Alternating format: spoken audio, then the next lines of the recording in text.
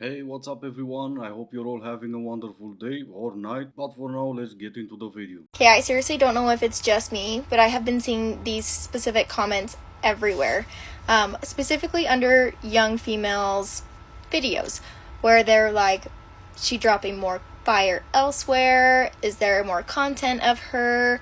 Not the end. And then the responses under that are all the same websites, and I'm pretty sure they're corn websites. And then the other responses are like, oh, what hot content. Is it just me that is seeing these comments?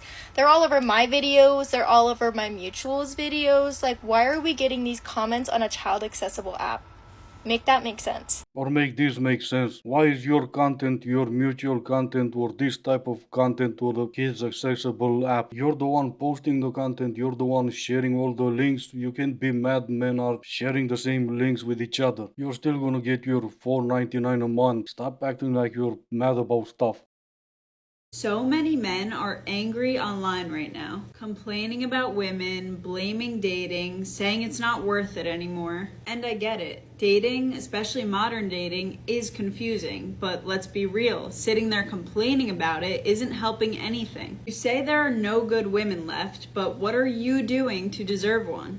You can't attract something of quality when you're stuck in resentment. You can't expect loyalty when you've given up on trying. Meanwhile, there's men out there, quiet, grounded, confident, who haven't lost hope. Even when it's discouraging, they're still working on themselves, still leading with purpose, still believing it's worth it. Those are the men who win. Yeah, that's awesome, and I wish you get them and they get you. What is it exactly that they win? Even when it's discouraging, they still do stuff, whatever they do. What is it they win if it's already discouraging? And why does it have to be discouraging in the first place? One thing you seem to have missed, a lot of men are not angry online. Yes, they did give up because it's discouraging in the first place and because when they're supposed to win something, they win you. And they would just rather not. You know what men will never understand? What it feels like to walk with a baseline of anxiety everywhere you go.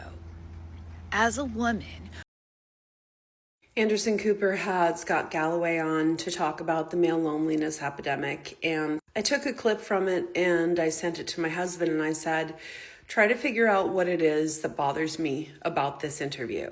He had a little trouble, so I helped him out. Look at the way it's being described. It's as if men are victims. Their behavior. He describes them as falling prey to. The impulses they indulge, it's irresistible. In his first sentence, he says, they're up against. This is what they're up against. We live in a patriarchal society. And we're done, but at least it didn't took all that long. I think this will be the last time when I post this married women, because you guys insist on marrying them. If this is who you want to spend the rest of your life with, then more power to you. Her husband didn't get it fast enough, so she helped him out. She's not watching stuff about male loneliness or whatever men are going through to maybe understand better what her own husband is going through, but to have something against him or to at least post this type of crap online. You want to marry these women, you guys go ahead. Personally, I think we should the talking stage and just go straight to the touching stage. Let's skip over all this. Just come over and see me. If you wanted to, you would. I'm so big on in person over online. Like, if you're texting to me, talking about online, that doesn't mean shit. The only thing that matters to me is what it's like when you're actually together in person.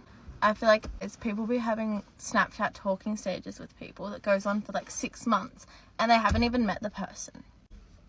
I would rather like you meet someone in person but you don't talk online, but you actually talk in person. Nah, how did we get back to talking? You just said at the beginning we'll skip all the talking and we go straight to touching. I'm all up for that because I do love a woman who know what she wants. And you were right all along. What's the point in talking for 6 months when we can just touch each other for the next 60 minutes? Even more when there's gonna be no talking after that ever again. See, I was actually rooting for you instead of saying be careful what you wish for. Okay, here's the story of why I am a single mom. And I'll just start off by saying that this is not about revenge. This is about truth. This is my story, and it deserves to be told. No, not really. Your side of the story, my side of the story don't mean jack without the third side of the story, which is what really happened. But sure, do go on. I was conned. I was promised a beautiful life and everything that I've ever wanted, all for it to be ripped out from beneath my feet. So if you've ever been with an emotional manipulator or a narcissist, then you know trying to play their game is a guaranteed fail. You just cannot win with someone who has no empathy, no remorse, and no real heart. Oh no. The poor lady from TikTok was dating a narcissist because, of course, she was just like every other poor lady from TikTok who were dating a narcissist because, of course, they all are. I remember deep down knowing that a better life was possible, but when you're in it, you do not see clearly. You just start blaming yourself for staying too long and not walking away sooner without realizing that trauma literally keeps you hooked. It really does like mess with your mind, your body, your heart, and it makes you believe that you need them. I was promised a life and didn't get it. Trying to win against a narcissist can never happen because they have no empathy. And once you're in it, blah blah blah. Translation, she was trying to play a player or con the con artist, didn't work in her favor, and now she's a single mother. And that right there could be the third side of the story. Not to be dramatic or anything, but it was pick me as that they were doing like revolts and that women had the right to work. Why couldn't we have just shut the hell up and stayed in the kitchen? That's what I'm still trying to do. No, because if I was there back whenever the that was, I would have been like, you guys are like literally being pick-me's. Go make your sourdough. Oh my God. Like now I have to like fill out tax forms because we want to be independent. No, I don't. Like literally, no, I don't. Oh my God. Well, way to set women back 50 years. What do you mean? No, you don't. Yes, you do. Go to bed because it's late and you need to wake up early in the morning and go to work. Bring daddy home the money because daddy needs a new fishing rod. But she was not completely wrong though. They were in a way pygmies. Not for their men or for the right type of men, but for the man. The one with all the power and all the money who donated some of those money and said, no, no, of course we support you ladies. We need you in the workforce so you can pay taxes. Either way, I'm gonna get me a new fishing rod. It's not desperate or pathetic to want to find a partner or someone to love, or there is that kind of energy where it's like, look at me, I'm here on display and I'm waiting for you to claim me. And it's just like, ugh, I don't like that. Like, why can't we just be like cool first? Like, don't. I wish we'd go back to when guys are just always walking up to you when you're out. Like, could you imagine? Oh my gosh, if you're like at the grocery store, at the gym, they're like, hi, I just couldn't help but say you're so beautiful. Like, I'd love to take you out sometime if you're single. If they were like good looking, I'm like, can we go back to those times? But because like society has more and more changed women to be like the chasers or like things like this, it's like making a lot of men be like, oh, I can just sit back. And I'm like, I hate that. Oh, I bet you do. Society didn't change women to do anything. What you've meant to say was women changed men into not want to approach women anymore. I'm sure social media and dating apps played a major part in that, but those were not the ones yelling at men to not approach them in public.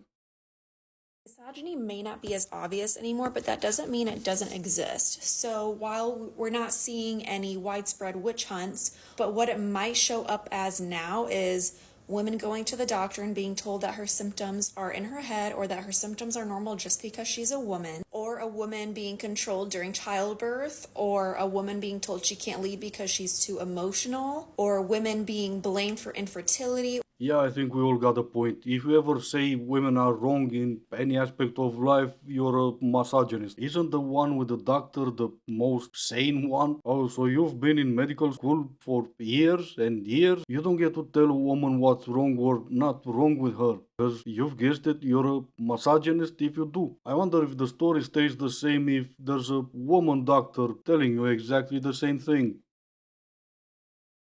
Поехали. Ого, чё, газ сбрасываю. And this is gonna be it for today. As always, I do hope you enjoyed it. If you didn't, I still appreciate you for making it this far. Thank you all so much for watching. Stay safe and I will see you in the next one.